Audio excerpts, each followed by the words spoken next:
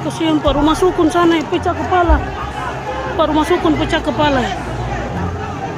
Kericuhan di Jayapura saat iring-iringan jenazah ex-gubernur Papua Lukas NMB dinilai sebagai bentuk akumulasi kekecewaan masyarakat terhadap Komisi Pemberantasan Korupsi. Hal itu diungkapkan politisi senior Papua Paskalis Kosai menyikapi kejadian yang menyebabkan 14 orang terluka, termasuk penjabat gubernur Papua Ridwan Rumah Sukun, Kamis 28 Desember 2023 lalu.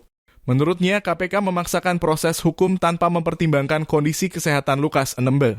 Kalau sakit permanen, harusnya Lukas NMB mendapatkan pelayanan kesehatan yang maksimal, kata Kosai kepada Tribun Strip Papua.com di Jayapura, Sabtu 30 Desember 2023.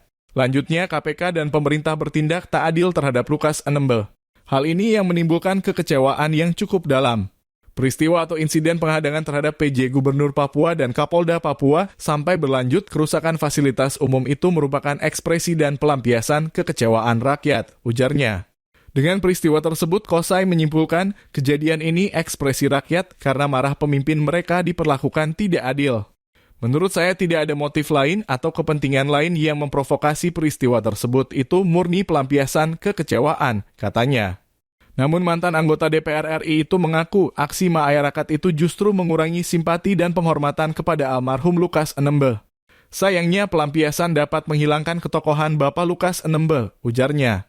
Seandainya seluruh rakyat mengikuti dengan tertib seluruh prosesi agenda yang disusun pihak Gereja Gidi, keluarga dan Pemprov Papua, simpati semakin meluas dan tidak mungkin terjadi perlawanan yang memperkeruh Kamtibmas di kota dan Kabupaten Jayapura, pungkasnya.